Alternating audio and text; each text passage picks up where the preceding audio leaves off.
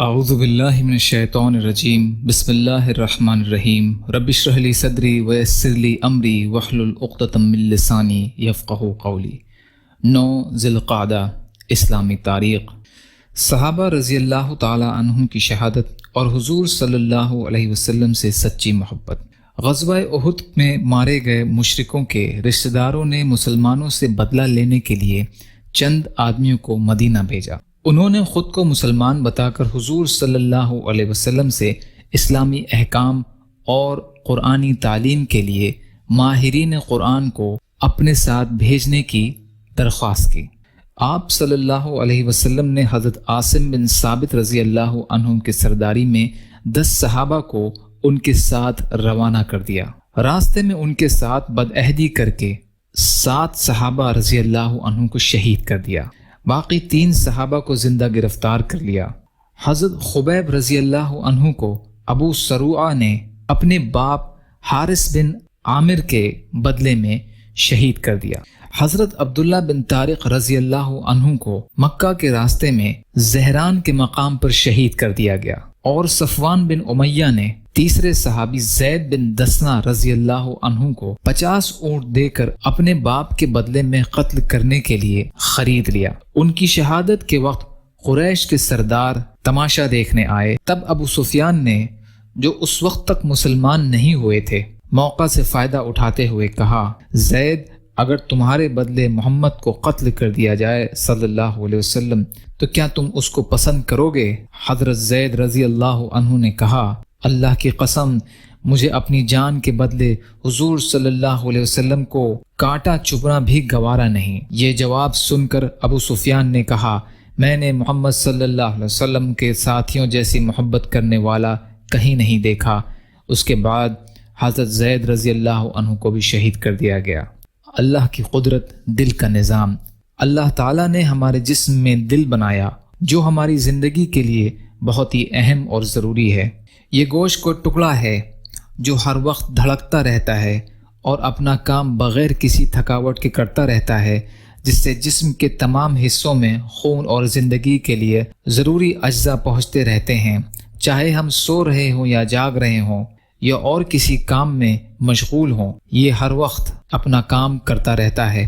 اگر یہ تھک کر رک جائے اور اپنا کام بند کر دے تو ہماری زندگی بھی ختم ہو جائے، لیکن یہ اللہ کی قدرت ہے جو ہر وقت اسے اپنے کام میں مشغول اور دھڑکتا ہوا رکھتی ہے۔ ایک فرض کے بارے میں طواف زیارت کرنا۔ قرآن میں اللہ تعالیٰ فرماتا ہے، پھر حج میں قربانی کرنے کے بعد لوگوں کو چاہیے کہ اپنا میل کچیل صاف کریں اور اپنی منتوں یعنی حج کے واجبات کو پورا کریں اور خانہ کعبہ کا طواف کریں۔ سورہ حج کی آیت کا ترجمہ۔ خانہ کعبہ کے طواف کرنے سے مراد طواف زیارت ہے، جو کہ فرض ہے۔ ایک سنت کے بارے میں حجر اسود کو بوسہ دینا۔ رسول اللہ صلی اللہ علیہ وسلم نے طواف کیا اور حجر اسود کو جب بوسہ دیا تو اس پر منہ رکھ کر دیر تک روتے رہے۔ حضرت عمر رضی اللہ تعالی عنہ نے حضور صلی اللہ علیہ وسلم کو روتے ہوئے دیکھا تو وہ بھی رو دیے۔ رسول اللہ صلی اللہ علیہ وسلم نے فرمایا، اے عمر، یہ جگہ رونے ہی کی ہے، یہ جگہ رونے ہی کی ہے۔ ابن ماجہ کی روایت ہے یہ۔